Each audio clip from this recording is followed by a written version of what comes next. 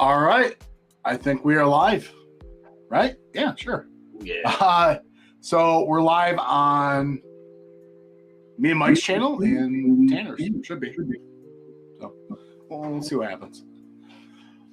Yeah, Tanner, what are we doing today, buddy? So today we're doing a beer review. What are we reviewing? Young Lion Brewing Company, IPA. So this was a beer that was gifted to me.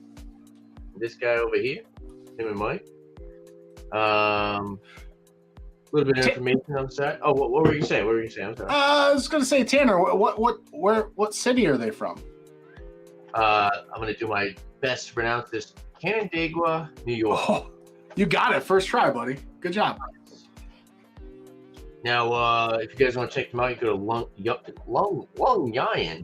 Young Lion Brewing.com. You want to read the side of the can, or you want me to do it? I can handle it. So yeah, they're out of Canandaigua, New York. So that's kind of where we're from.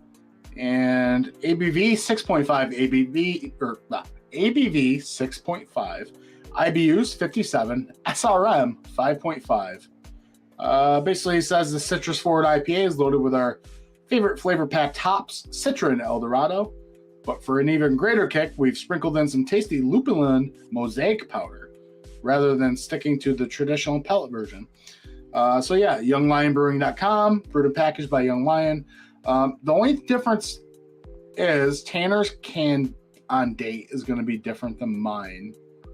What's your canned on date? 8/31/22. Okay, so I'm 9/14, so I'm about what? A couple weeks. Yeah, a couple weeks later. And mine says "Go Bills" on it. Okay, mine does not say anything. Okay. But yeah, this was kind of just, we wanted to bring some local stuff from Beer Tuber Palooza 2022. There you go.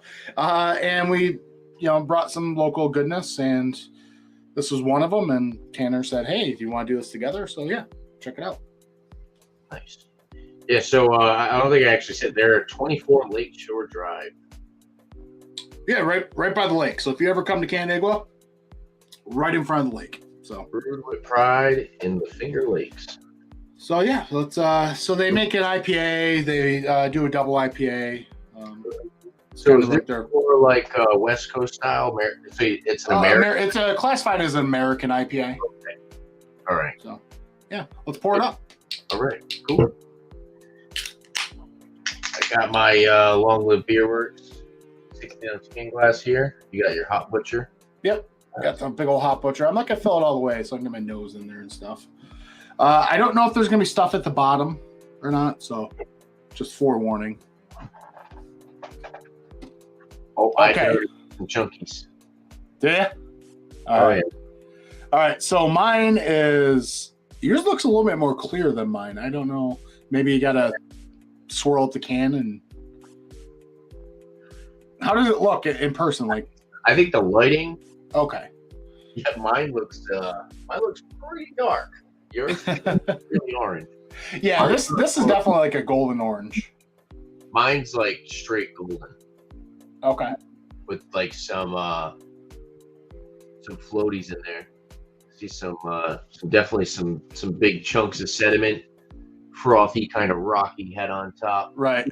I didn't pour it super aggressively, but yeah, overall it looks pretty good. Definitely more golden. Yours looks nice and orange, bright. Yeah, it's. I mean, it's not too bright, but it is like a bright kind of. It almost looks like the color of like the candied oranges. Okay. Yeah. So the orange slices. Yeah. With like the little sugars on top. Yeah, I like them. I'll go for the you want to get a whiff? Sure. All right.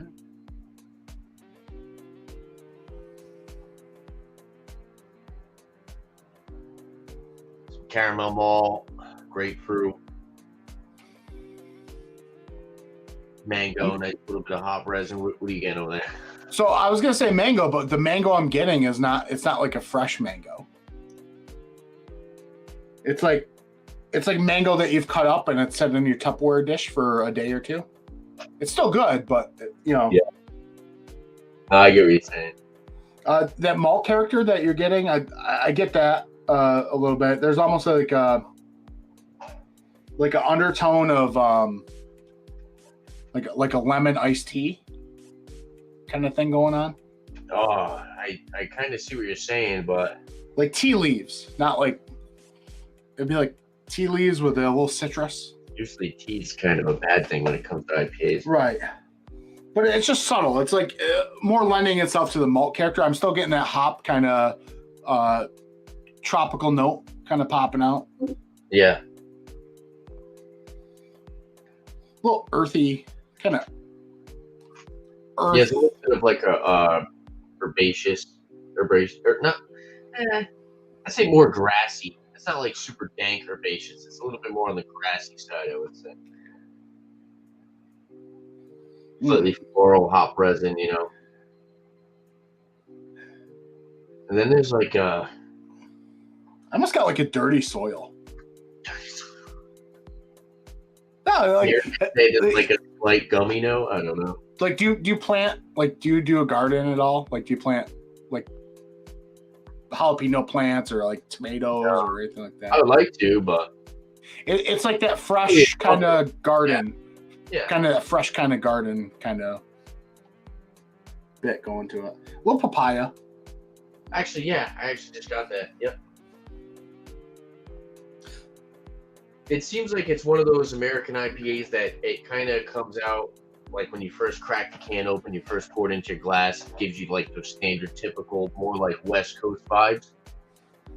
But then it opens up, and like I said, I was getting like a little bit of gummy, and now you're saying papaya, so it's throwing a little bit more of that American-esque aroma where you're picking up a little bit more than just like your standard West Coast style. Dude, I totally can get the gummy now. Like, I open up that bag of gummy bears or gummy worms and just kind of take a huff. Which I like that. I like the gummy aroma. Right. All right, you want to... Let's dive in. Cheers. Yeah, let's dive in. See what it's about. Man, Right. Look, just to hold it up there again. It's like a tale of two different cities. Look at that. Nothing to do with the fact that I probably have this shitty webcam. I just hope it doesn't look... I hope it looks more like mine in person for you. No, it doesn't, to be honest. Okay, that's well, actually, I don't know. I hold it over here. Yeah, I guess so. Can you see that? No, you can't. Yeah. You know what? I think you got some things in your can that need to be worked up. But hey, like Tanner said earlier, we could pretend we're at the bar when we take our first sip. Yeah, let's just So start the bar. you face that way, I face this way. All right. Yeah. Cheers. Cheers, man. Oh, you have to Oh. Like clink.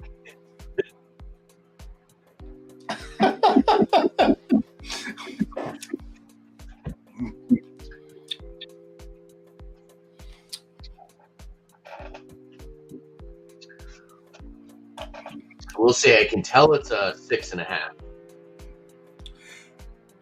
It's got like the crushable, sessionable. See, like when you drink doubles, 8-9% doubles. right. You go back to the 6.5 Americans, West Coast IPAs, and the 6.5. It seems like they're. I wouldn't necessarily call them thin or like light or lackluster. They have that like sessionable, crushable quality to them. Yeah, I mean, for me, like the mouthfeel is a little. It's smooth. It's kind of airy, not like an overzealous amount of carbonation. The body is, I think it's suitable for the ABV. It's not super light. It's not super dense. It's not even halfway in between. I would say it's lower side of medium, higher side of light. And then Billy just pops up and casually says, "Hey, I'm drinking Pliny the Elder," so you know. Cheers to you. That's Awesome. good Cheers. right there. Cheers, Billy. So from the notes we were getting, I'm really stuck on that gummy bear thing that you said. Yeah, it's kind of prominent on the palate as well. Like there is this candied aspect to it, And when I say candied, I don't want people to think, oh, it's like super sweet, like a triple IPA or something like that. But there's just like this slight candied, like dirty fruit kind of note to it. Like if somebody made a papaya gummy, I imagine that's sort of like, or like dragon fruit. I don't know when the last time you had a dragon fruit, but I get that a little bit. I don't think I've ever even had dragon fruit. I know I've had a beer that was like adjunct dragon fruit. Okay. Yeah, there's like it's got like that slightly candied citrus grapefruit, slightly pithy bitterness to it. It's definitely more citrus forward. There's like a slight hint of there's like a slight hint of mango, but it's definitely subdued. Right. This is more like grassy, slightly dank, sessionable American IPA. It's not like super juice forward. You know what I mean? It's not like super juicy tropical or anything. I think it's more citrus. Like they were saying it's supposed to be citrus forward. They're saying it's more of a citrus forward IPA, and I totally get that. You know? All right. I'm swirling up to some bits because I want every nook and cranny of the can in my glass. Yeah, I'm going to do the same thing too. I'm going to try to get the... So I'm really feeling like this is almost... it is a bit citrus forward, but for me, I'm getting... It's a bit muddled. You know what I mean? It's not like... On the spectrum of things, if we had like orange and everything over here on one spectrum, and then over here we had like the spectrum of like dank and herbaceous, I don't feel like it's halfway in between. I feel like it's just kind of muddled into one kind of thing. I see what you're saying. Yeah, I think it's that gummy note though. Sometimes that gummy note kind of subdues a lot of the other flavors. Now, I don't even know what that's usually from, because I've had a lot of IPAs where they have that gummy note. Like a lot of Proclamation beers have that. But like you can get gummy with a super juicy tropical beer, and then you can get gummy with like a West Coast, you know what I mean, dank herbaceous one. So it's one of those flavor notes that it's kind of, you notice them. Yeah, it could be like distinct flavor that they come from. You know. So there is I was picking up on it. Not quite all the way pineapple, but there's this pineapple and like red raspberry kind of thing going on with that gumminess. A little bit of like, a berry, yeah. Just very slight, but that could be like the lupulin, the mosaic lupulin. You know what I mean? Yeah. I don't know. To me, this is the quintessential like local brewery. Decent IPA, something that's on the shelves local that's not going to cost you an arm and a leg. And when you want an IPA and you're like, this is at a local gas station. So I can go there and get this at a local gas station for, I think it was like $11 for a 4-pack, something like that. Not bad at all. You know what I mean? Is it something that's going to blow your socks off? No, but I think it gets the job done.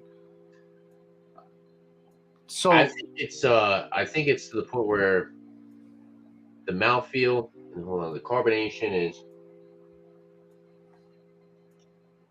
it's not too prickly. It has a little bit of a spritzy aspect to it. Mine's a bit soft.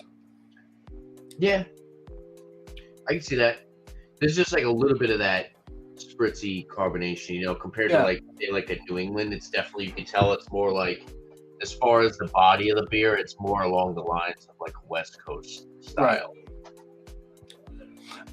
I'm almost wondering if my 2 weeks is just enough to push mine to that slightly juicier aspect, where yours is a bit more malty aspect. It could be. You know what I mean? It could be, yeah. Yeah, because this is 2 months. This could be one of those IPAs where it is. So let me ask you a question, right? When you have a West Coast IPA or when you have a New England IPA, which one do you think starts to bend faster? Which one do you start to see more of the beer kind of drift away from what the product's supposed to taste like? New England, without a doubt. New England? You really think so? Yeah, for me. Yeah.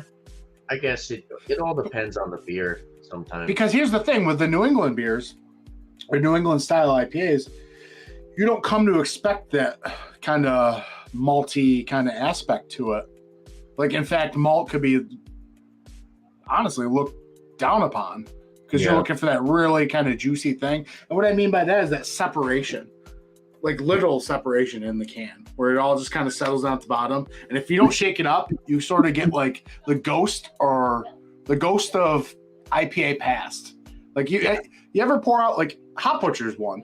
Hop Butcher, even when it's fresh, you pour it out, pour like half in, and it's good. You're getting flavors. But then at the end, you swirl all that stuff up on the bottom, all that hot powder and stuff. You get that and you put it in, and it just kind of boost it up.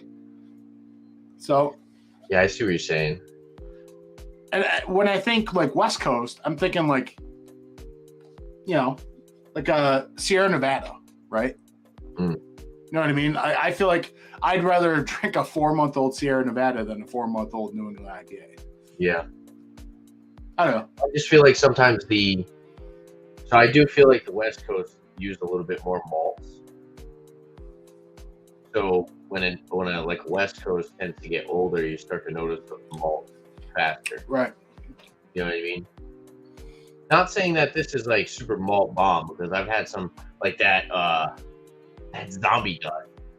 Oh I'm yeah. starting to think this is an old West Coast IPA. You can just tell when that maltiness really starts to dominate over the beer. Now, I forget, did you take the sip of the Straight Outta Quarantine from Beer Tuber Palooza? I don't think I tried that one, actually. No, I think I was the whole time. Because that was clearly it was past its prime, yeah. But, the more I sip on this, I'm actually getting I'm getting that kind of citrus pop to it. Yeah. Almost like it's more lemony. It's more lemony than orange. Yeah. It's more lemon grapefruit. Almost like you ever had the Arizona Orangeade? I don't think so. Yeah, Arizona tea, you get all the different flavors. Yeah. They make an orange one. It's sort of like that. Okay. I'm getting that with like a little like a cutie, orange cutie, like tangerine kind of thing going on. So yeah. I don't know. Well, Tanner, what are you thinking over there? I like it. I think it's pretty good. I think it's more along the lines of, especially when you told me the price, I can kind of understand where they're heading with this beer. I think it's more of a American IPA that's more along the lines of a West Coast style, kind of bouncing into that New England IPA realm, but still kind of hanging back and be like, this is more West Coast style. It's super crushable and drinkable, 6.5%. Like I said, it kind of has that lighter body to it, but it seems more sessionable. Right. There's still a decent amount of flavor, but if you told me a 4-pack of this was $11, I wouldn't mind, drinking a 4-pack of these in one night. I think they could be easily talked down. It's not overly bitter. It's not, it's not overly astringent. There's like a little bit of astringency. It's a little drying, but it's not drying to the point where it's like you drink one, you're like, okay, I need to move on to something else. I could have a can of this and move on to another can. I think that I would perfectly fine with that, Now that you said that, it is kind of drying though on the end. Yeah. But it's not like overly bitter, like on your tongue. You get some of those West Coast bitterness. Like, oh yeah, dude, we didn't even talk about that. Like, yeah, the bitterness is like, it's not there, really. I mean, it's slight, but a little bit. Yeah, that's what I'm saying. It's not. It's somewhat reminiscent of like a hop resin bitterness, but it's more just like I said, it's just sessionable. It's super crushable. I really think what I would like to do is get a can of their double IPA. Yeah. And maybe send that out to you. But we'll make sure it's super hyper fresh. Oh, that'd be cool. And we can see how it is amplified up a little bit. So I I enjoy that when I find a new brewery or a new beer. If they have like the regular version, then the double version, just kind of see the differences. Hey, as far as you said, this is a beer you can find at the gas station. They put a friggin' date on it. Yeah. So, in fact, when I had to go pick up the beer to review this with you, because I drank the rest of what I had, I literally went up the street to my local gas station, and it was sitting right next to Sam Adams Boston Lager, and sandwiched in between that and I think maybe like Sierra Nevada or something like that. But one thing I want to say is they're saying IBU is 57. I don't think. Yeah, it's. You know what I call them? International bullshit units. 2 weeks in. What? 2 weeks in, a week after they canned it, was it 57 IBUs? Right.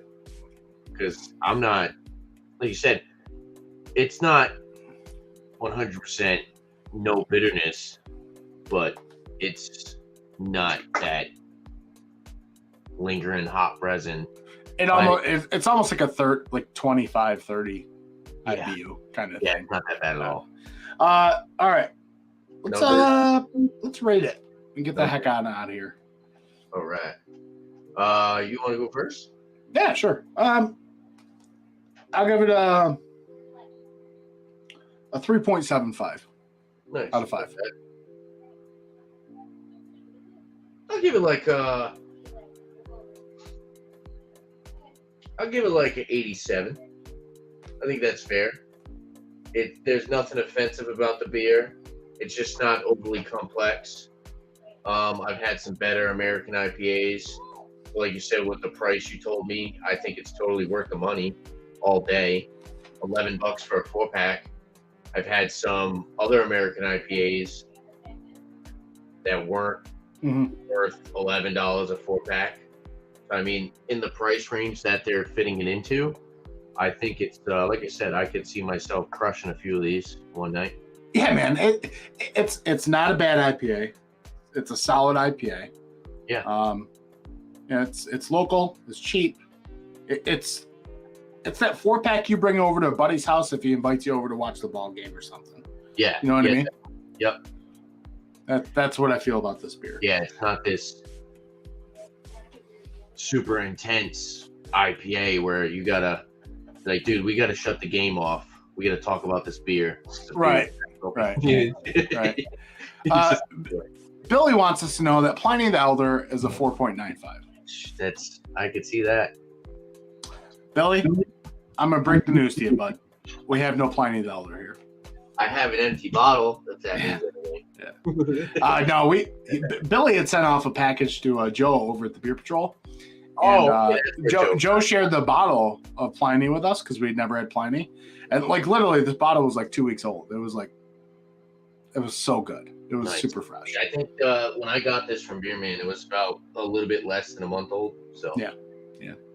So all right, yeah, I think that's it. We just wanted to pop off this quick live review and for sure. Just kind of hang out. It was a pleasure. I'm glad we could do it. I just wish Mike was here, but appreciate the beer, man. Life happened, so Mike could not be here. Tanner, what do you got going on in your channel, bud? Look out for reviews. I just dropped a couple reviews. Some beers that were just were gifted to me. I had a Beer Tuber Palooza by Joe from the Beer Patrol, so go check out Joe. I know he's on these guys' channel all the time, so I'm sure if you're watching this channel or you're watching my channel, you probably know about Joe. But yeah, just go look us out, and life happens.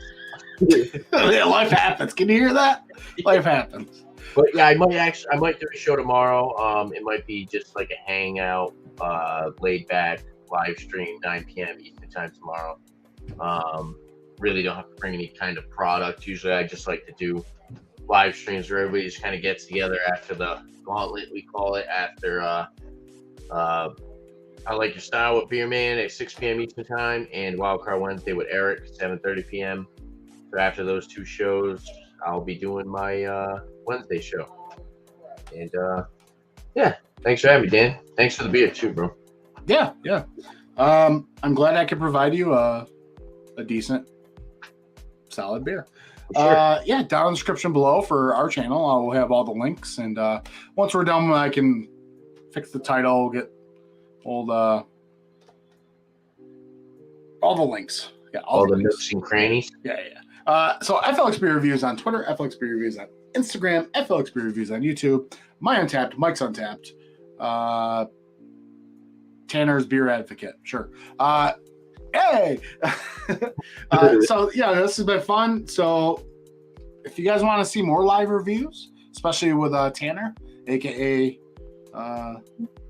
The beer picker-upper guy that never lets a beer go to waste, then Secret Squirrel. That's Secret Squirrel. Cheers, guys. Cheers.